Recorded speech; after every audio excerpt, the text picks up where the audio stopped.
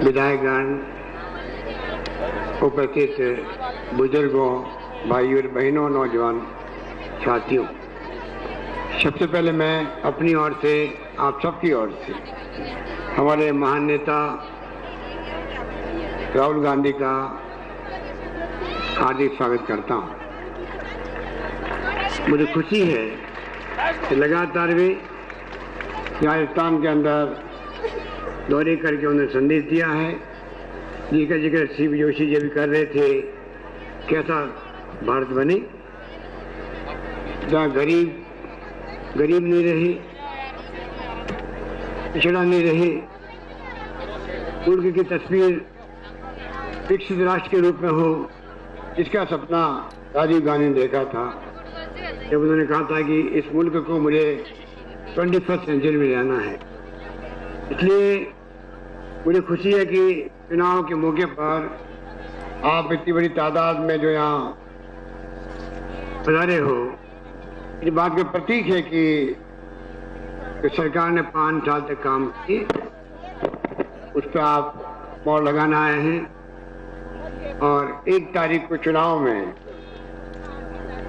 आप एक बार पुनः हमारे उम्मीदवारों का आशीर्वाद देके कांग्रेस को कामयाब करेंगे और पुनः सरकार बनाएंगे, जिससे कि जो नीतियाँ, जो कार्यक्रम जो लागू किए हम लोगों ने आप लोगों के लिए, पानी की योजनाएं हो, चाहे बिजली की हो, चाहे शिक्षा के क्षेत्र में हो, चाहे स्वास्थ्य के क्षेत्र में हो, सड़कों में जाल बिछाया हो, या सामाजिक सुरक्षा की योजनाएं दी हो आप लोगों को, वो और मजबूत हो सके और आने वाले वक्त में और ज्यादा राजस्थान तेज गति से प्रगति कर सके।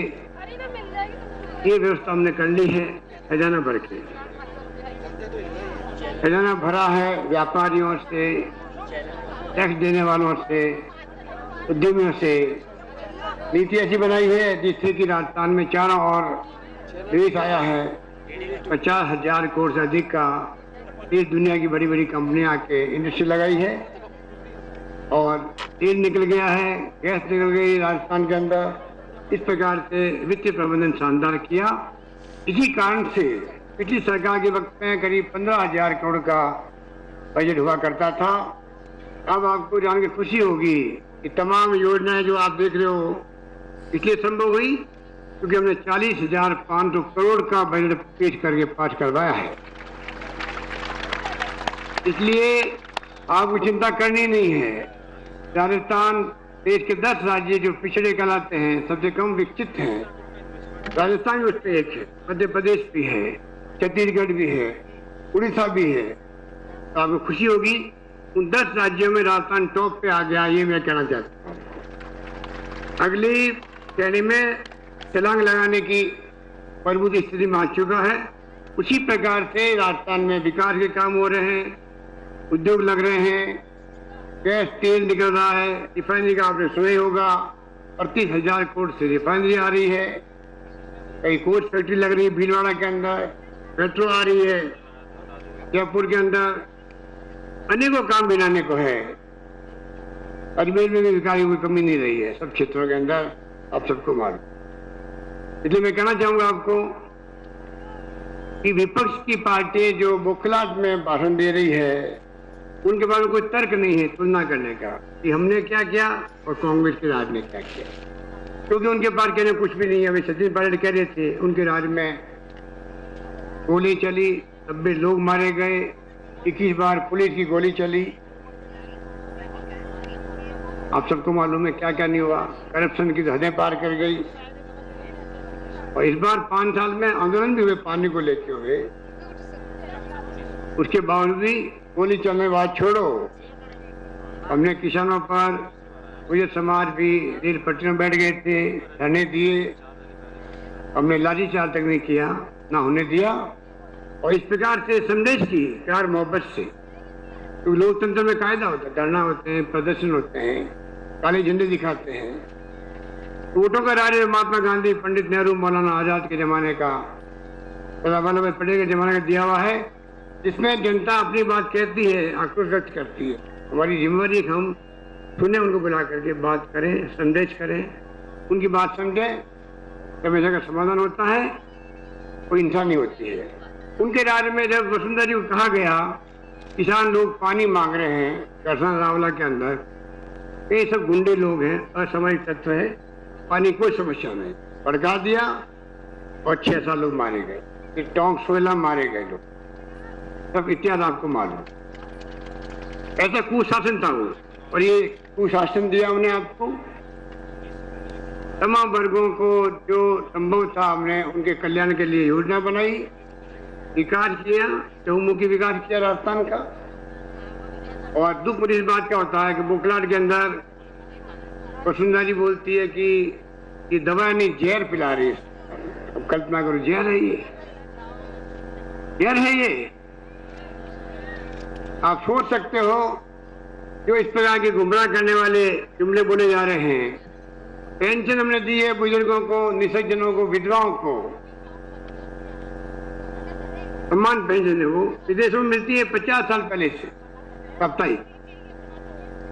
और आज हमारी स्थिति ऐसी बनी है, खजाना भरा है, इसलिए देने की स्थिति में आया आपको। और वो कहती है रेवड़ियां सरकार बांटती है, अब बुजुर्गों को रेवड़ी नहीं है, रेवड़ी तो मिलती है ब्यावर के अंदर।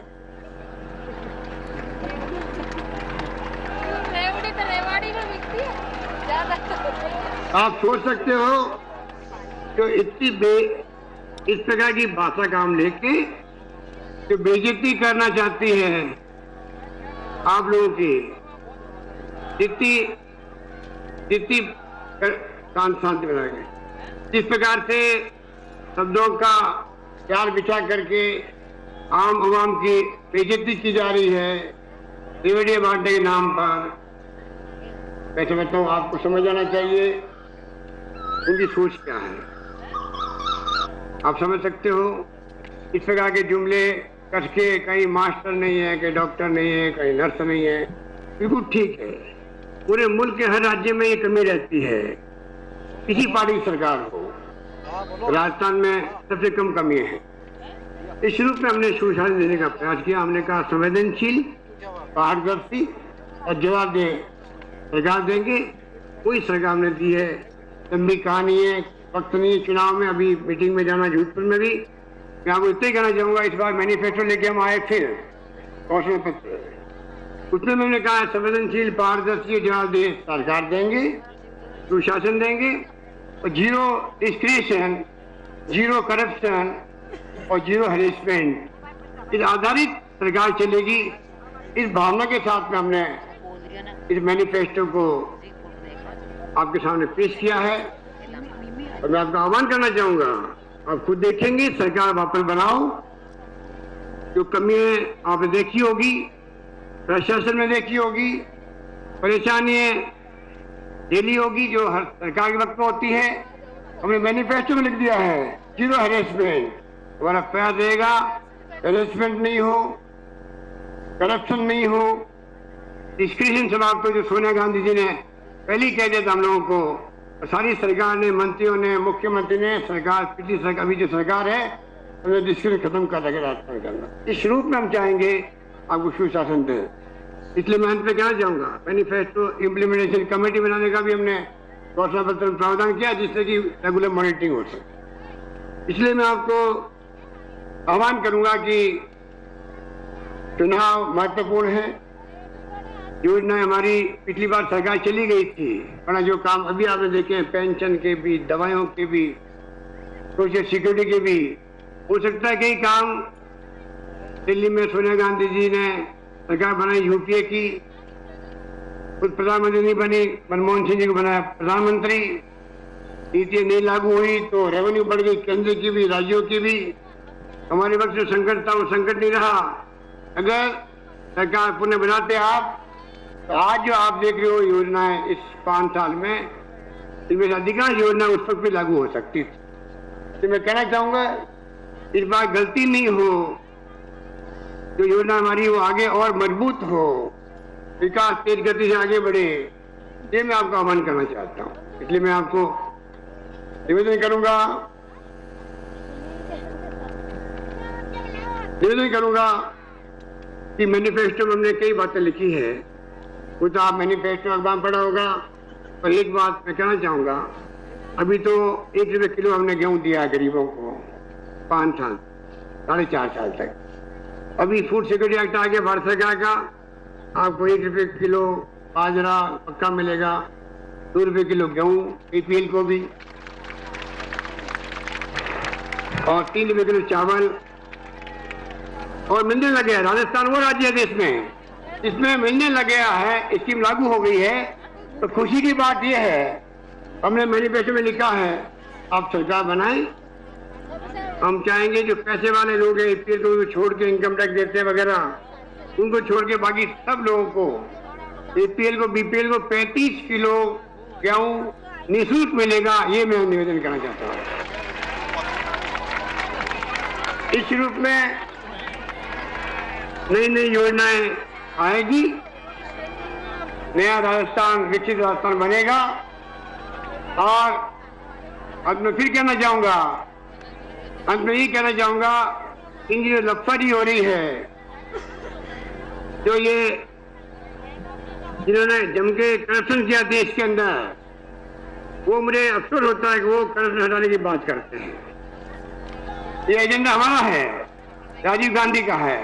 कि बॉम्बे के अधिवेशन में उन्होंने कहा था पावर ब्रोकर को समाप्त करेंगे, सत्ता के दलालों को समाप्त करेंगे। एजेंडा हमारा है। सोनिया गांधी जी ने 5 सूत्र दिए देश को, उनकी चर्चा कोई नहीं कर रहा गुवाहाटी के अधिवेशन के अंदर। दुख इस बात का होता है, जम के करप्शन किया है, वे लोग आज आरोप लगा करके गुमराह करना चाहते हैं। ये कृपा करके आप लोग जो सावधान रहे, उनकी कथनी में करने में अंतर है, उनकी नीति में नीति एक नहीं है। हम सब मिलकर राजस्थान का विकास करेंगे। यही बात करता मैं अपनी बात समाप्त करता हूँ। हमारे माननीय उपाध्यक्ष राहुल गांधी जी, कामत साहब, शिव जोशी साहब, आदरणीय दिनेश कुमार जी, हमारे लोकप्रिय सांसद पाली के सांसद बद्रीराम जाखड़ जी, सागर भाई रायका जी, श्री अंसारी साहब, जिला अध्यक्ष,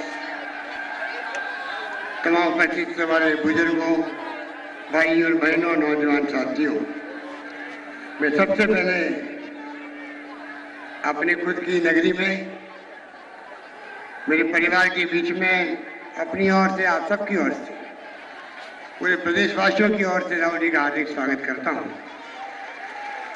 मुझे खुशी है आज जिस स्टेडियम के मैदान में आप सब लोग गवाह बन रहे हो,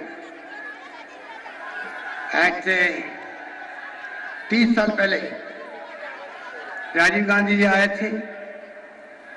वो प्रदेश AICC के महामंत्री थे और आपने पूरे जोधपुर के संभाग के लोगों ने, जोधपुर वासियों ने जिस प्रकार से उनका स्वागत किया, सत्कार किया, वो आज भी हम भूले नहीं हैं।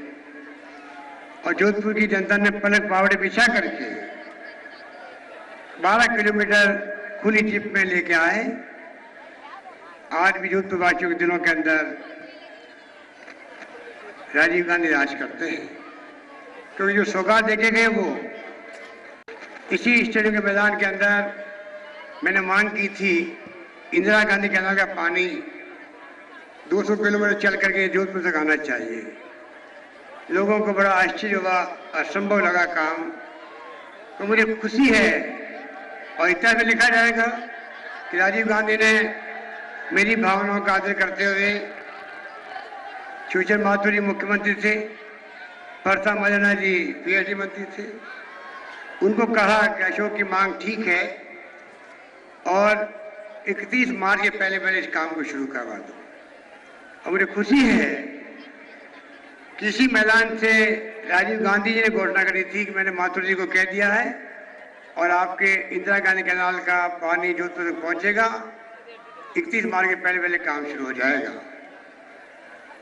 तो वक्त लगा, तो ये जोधपुर बार बार राहुल जी खाली हो रहा था, रेलगाड़ी से पानी लाना पड़ता था, रामपुरा से, मड़ई से, रणसी गांव से इमरजेंसी लाइनें बनी, पाइप बिछा के पानी लाया गया, खाली होने की नौबत बार बार आ रही थी। पर जो राजीव गांधी जी ने घोषणा करी, फिर PMO के अंदर प्रधानमंत्री बन गए, उस घोषणा को याद रखा और पीएमओ ने मॉनिटरिंग शुरू करी कि कोई धन की कमी नहीं आएगी, योजना पूरी होकर रहेगी। वो बातें हम भूल नहीं सकते। आखिर में पानी आके रहा जोधपुर में। आज पूरे प्रदेश के अंदर सबसे सूखी कोई शहर है पानी को लेके तो जोधपुर शहर है, जोधपुर जिला है, ये मैं कहना चाहूंगा। और मीठा पानी पहले शहर में आया, फिर लूनी में, भोपालगढ़ में, तिपाड़ में, जगह जगह सब गांव में जा रहा है। पाली का संकट आया था तो पाली तक पहुंचाया गया। इस प्रकार से इतिहास रचा है राजीव गांधी जी की घोषणा ने। इसलिए मुझे खुशी है कि आज राहुल जी हमारे बीच में नहीं है। इस बात का दुख जरूर है और दुख ने आघात है कि राजीव गांधी महान नेता थे जिनका एक सपना था इस पूरे मुल्क को टेक्नोलॉजी के अंदर कैसे हम नई शताब्दी में ले जाएं। लोग उस वक्त मतलब समझे ही नहीं थे, पर जो आखिर के अंदर कंप्यूटर आ गए हैं, कंप्यूटर का उपयोग करें नौजवान भी। मोबाइल फोन आ गए हैं, हर जेब के अंदर मोबाइल फोन है। ये जो क्रांति हुई है इस मुल्क को राजीव गांधी की देन है, जो उन्होंने कहा था कि तैयारी कर लो हम नई शताब्दी में विकसित राष्ट्रों की श्रेणी में कैसे आ सके, ये हमारी तैयारी होनी चाहिए। इस रूप में जो उनका सपना था वो देश के लिए शहीद हो गए और ये तिरंगा झंडा लेके आप बैठे हो, इनका शानदार त्याग का, कुर्बानी का, बलिदान का इतिहास तो ही है आजादी दिलाने के अंदर। आजादी के बाद में भी जिस प्रकार से देश की एकता के लिए, अखंडता के लिए इंदिरा गांधी शहीद हो गई, जो महान नेता थी, जिन्होंने इतिहास नहीं भूगोल बदल कर रख दिया, बैंकों का राष्ट्रीयकरण किया, गरीब हटाओ का संदेश दिया और किसानों पर विश्वास करके जो हम लोग भीख मांगते थे अमेरिका से पेड़ 480 के गेहूं लेने की, वो गेहूं आता था तो यहाँ डरता था राशन की दुकानों पर। उनको विश्वास था किसानों पर, उस विश्वास के आधार पर उन्होंने हरित क्रांति की और पूरा मुल्क आत्मनिर्भर हुआ। आज हम लोग निर्यात करते हैं गेहूं का, उस सक्षम बन चुके हैं। इस प्रकार की महान नेता का सीना छलनी कर लिया गया। उन्होंने आतंकवाद का मुकाबला किया, प्रधानमंत्री कुर्सी पर बैठी हुई थी, उस वक्त में वो शहीद हुई मुल्क के लिए। राजीव गांधी शहीद हो गए, सरदार बहन जी नहीं शहीद हो गए, मुख्यमंत्री पंजाब के थे। कितने ज्ञात अज्ञात लोग शहीद हुए हैं हम सब जानते हैं। आज भी जिन पदों में हम बैठे हुए हैं हमारे मन में ही जज्बा है, क्योंकि कांग्रेस की संस्कृति संस्कार ने हमें यही सिखाया है, चाहे जान चली जाएगी परवाह नहीं करेंगे, पर मुल्क को एक रखेंगे, अखंड रखेंगे, इस भावना के साथ काम करते हैं। इसलिए इस मौके पर मैं आपको इतना ही कहना चाहूंगा, संदेश यात्रा में आप लोगों ने सब देखा, 5 साल का इतिहास बनाया गया आपके आशीर्वाद से। आपने मुझे 5 बार मेंबर पार्लियामेंट बनाया। पहला जोधपुर का एमपी था मैं, इंदिरा गांधी जी की कैबिनेट में मुझे मंत्री बना दिया गया, उप मंत्री। मैं 3 बार मंत्री रहा केंद्र में राजीव जी के साथ में, राव साहब के साथ में। 3 बार मैं पीसीसी प्रेसिडेंट बन गया और 2 बार मैं मुख्यमंत्री प्रथम सेवक के रूप में काम कर रहा हूँ। हमेशा मेरे जहन में बात रही, ये जो लोग हैं राहुल जी, जिन्होंने मेरे पे विश्वास किया जब मैं 28 साल का था, तो हमेशा मेरे कलम चलती है, तो मैं सोचता हूँ कलम ऐसी चलनी चाहिए कि मेरे जोधपुर वासियों का जो आशीर्वाद मुझे मिला उनके मान सम्मान में कुछ ठेस नहीं लगे। इस रूप में मैंने पिछले 33 साल से मैं जब से एमपी बना लगातार मैं काम कर रहा हूँ। सोनिया जी ने मुझे अटूट विश्वास करके दूसरी बार मुख्यमंत्री का पद सौंपा और मैं उसी तरीके से, क्योंकि मैंने इधर दौरे किए गांव-गांव में, फुलदी में, भाप में, ओरछा में, भोपालगढ़ में, लूनी में, शेरगढ़ में, अकाल सूखे के वक्त में गांव-गांव में क्या तकलीफ होती है बहुत करीब से देखा है मैंने। वो अनुभव मेरे काम आ रहा है पूरे प्रदेश के लिए। और जब कोई कलम चलती है तो मुझे मेरा अनुभव याद दिलाता है कि वास्तव में गाँव की समस्याएं क्या होती है, शहरों की समस्या क्या होती है, कच्ची बसी लोग कैसे जिंदगी बिताते हैं, उसी रूप में हम लोग काम कर रहे हैं। इसलिए प्रशासन शहरों के संग अभियान हो, लाखों पट्टे दिए गए, प्रशासन गाँव के संग अभियान हो, तमाम तरह के अभियान चला करके हमने एक इतिहास कायम किया। और योजना जब पानी की हो, बिजली की हो, शिक्षा के क्षेत्र में, स्वास्थ्य के क्षेत्र में, सड़कों के क्षेत्र में कोई कमी नहीं रखी है। मुझे अफसोस होता है जब विपक्ष के लोग बोलते हैं कि दवाएं नहीं जहर बांटी जा रही है राजस्थान के अंदर। जहर बट रहा है। अफसोस होता है कि इस प्रकार की कोई बाधा काम ले सकता है। आज पूरे देश में नहीं, दुनिया के अंदर तारीफ हो रही राजस्थान की कि किस प्रकार से शानदार तरीके से फ्री मेडिसिन की स्कीम को लागू कर दिया, जांचें फ्री कर दी हम लोगों ने, एक्सरे, सोनोग्राफी, खून की जांचें। और मेरा बस चला तो हमारे देखेंगे आप आने वाले वक्त में सीटी स्कैन और जो हमारे MRI होती है 5-5 हजार खर्च होते हैं, 10 हजार खर्च होते हैं, वो भी फ्री की जाएगी, ये मुझे यकीन है। इस रूप में हम लोग बिना उठा रहे हैं, दवाएं फ्री जहर बता रही हैं। बुजुर्गों को हमने पेंशन दी, 58 साल की महिला, 55 साल की महिला, 58 साल का पुरुष, विधवा बहनें, निसज्जन भाई बहन। अब पेंशन को वो कहते हैं कि पेंशन क्यों दी गई है, वो सम्मान पेंशन है। विदेशों के अंदर तो 30-40 साल पहले से मिल रही है, साप्ताहिक मिलती है। मैंने 25 साल पहले देखा लंदन के अंदर किस प्रकार से पेंशन लोग लेते हैं। आज हमारा खजाना हमने प्रबंध किया, भरा, हमारी स्थिति बनी, इसलिए आज पानी हो, बिजली हो, शिक्षा और स्वास्थ्य सेवाएं हो, वो सब काम कर पा रहे हैं। इसलिए मैंने कहा आज पेंशन दी है, आज बुजुर्ग लोग के घर में कोई बहन बेटी आती है, सवासी आती है, तो 5 रुपये, 50 रुपये, 100 रुपये देना होता है, तो अपने बहुओं से मांगना नहीं पड़ता है, चुपचाप दे सकती है अपने बहू। इस रूप में आप खुद देख रहे हैं कि सरकार ने योजनाबद्ध तरीके से तमाम काम अपने हाथ में लिए और उसके बावजूद भी बिजली का उत्पादन रिकॉर्ड बनाया 7,223 मेगावाट 5 साल में। उनके राज में 1,520 मेगावाट पैदा हुई, हमने 7,223 मेगावाट पैदा करी। और कहते हैं हमारा राज आएगा तो हम 24 घंटे बिजली देंगे घरों के अंदर। अरे तुम क्या दोगे बिजली, हम देंगे, हमने पैदा करी है। इस रूप में ये जो आग लगाते हमेशा ये लोग धर्म के नाम पर, सांप्रदायिकता के नाम पर, मैं कहना चाहूंगा ये लोग हमेशा जब से जनसंघ बना है तब से धर्म के नाम पर, गौ माता के नाम पर, राम मंदिर के नाम पर, अब गौ माता को भूल गए, राम मंदिर को भूल गए, ये आग लगाते आए हैं। और आप लोगों ने और कांग्रेस हमेशा आग को बुझाने का काम किया, इस मुल्क के अंदर इतिहास गवाह है। इसलिए मैं कहना चाहूंगा कि हमारा एजेंडा में नया बना है, आपने देखा होगा अखबारों के अंदर भी, हम कोई कमी नहीं रख रहे हैं। क्या बड़े बड़े प्रोजेक्ट आए आपको मालूम है, शिक्षण संस्थाएं आ गई, पूरे राजस्थान के अंदर इतिहास बन गया। सोनिया गांधी जी आई थी, रिफाइनरी का शिलान्यास करके गई हैं, कोच फैक्ट्री का शिलान्यास किया भीलवाड़ा के अंदर। आने वाले वक्त में बड़े बड़े कारखाने लगेंगे, 50,000 से अधिक करोड़ का इन्वेस्टमेंट आ चुका है। देश के अंदर 4 राज्य महाराष्ट्र, गुजरात, छत्तीसगढ़, राजस्थान, सबसे अधिक देश विदेश का इन्वेस्टमेंट आया है। हजारों की नौकरियां लगी और लगेगी, 1,70,000 हमने नौकरियां लगाई है, 80-90,000 की प्रक्रिया चल रही है। विद्यार्थी मित्र हो, प्रबोधक हो, स्वास्थ्य कर्मी हो, नरेगा कर्मी हो, कोई कमी रखी नहीं सरकार ने। और हमारे विपक्ष के लोग क्या बोलते हैं वो मैं जानता हूं कि मुझे बार बार आपको कहने की जरूरत नहीं है, क्योंकि आप सब मेरी भावनाओं को जानते हो। राजस्थान जो प्रगति कर रहा है, मेट्रो आ रही जयपुर में, हमने कहा अगली बार हम लोग चाहेंगे जोधपुर मेट्रो की शुरुआत हो काम। इस रूप में रावड़ी में